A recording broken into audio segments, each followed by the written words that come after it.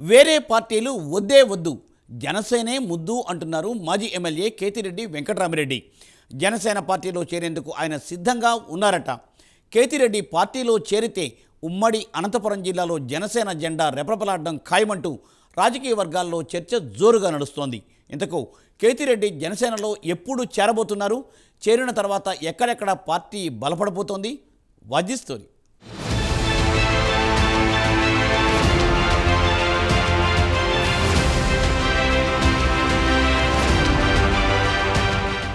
సత్యసాయి జిల్లా ధర్మవరం మాజీ ఎమ్మెల్యే కేతిరెడ్డి వెంకట్రామిరెడ్డి జనసేన పార్టీలో చేరేందుకు సర్వం సిద్ధమవుతున్నారని తెలుస్తోంది. కేతిరెడ్డి కుటుంబానికి ధర్మవరంతో పాటు అనంతపురం జిల్లాలోని తాడిపత్రి, సింగనమలలో గట్టి పట్టుంది. దాంతో వారి రాకతో ఆ ప్రాంతాల్లో సైతం జనసేన జెండా రెపరెపలాడుతుందని జనసేన క్యాడర్ సైతం భావిస్తోంది.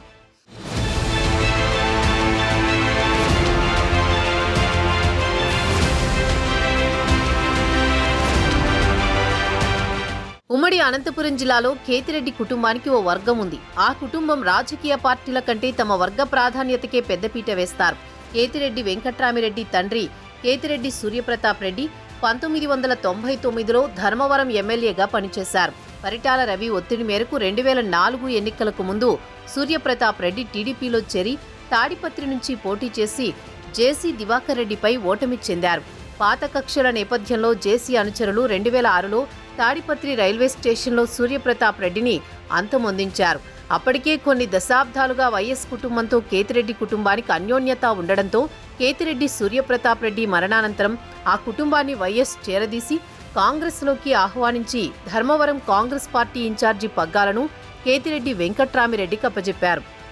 రాజకీయాలు వెంకట్రామిరెడ్డి కొత్త అయినప్పటికీ తన కుటుంబానికంటూ ఓ వర్గం ఉండడం, వైఎస్ అండదండలు పుష్కలంగా ఉండడంతో కేతిరెడ్డి రాజకీయాల్లో సునాయాసంగా రాణిస్తూ వచ్చారు.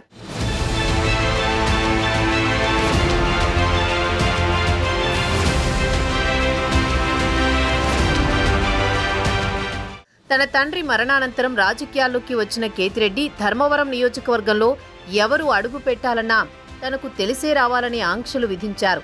దాంతో అప్పటి మంత్రి జేసీ దివాకర్ రెడ్డికి కేతిరెడ్డికి మధ్య పొలిటికల్ వార్ కొనసాగింది.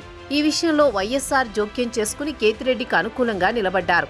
2009లో కేతిరెడ్డి ధర్మవరం ఎమ్మెల్యేగా గెలిచి కొన్ని నెలలకే వైఎస్ఆర్ మరణించడం, ఆ తర్వాత జగన్ వైకాపా పార్టీ పెట్టినప్పటికీ కేతిరెడ్డి మాత్రం కాంగ్రెస్లోనే కొనసాగారు.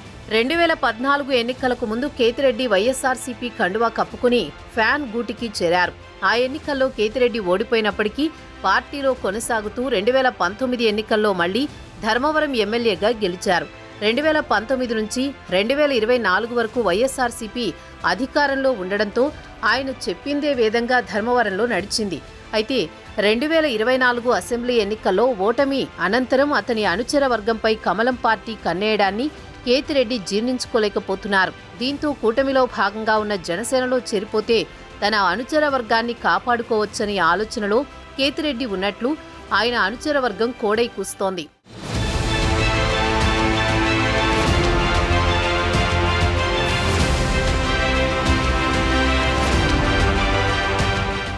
ధర్మవరం కూటమిలో కమలానికి పచ్చజెండాకు అంతర్గత వర్గపోరు నడుస్తోంది.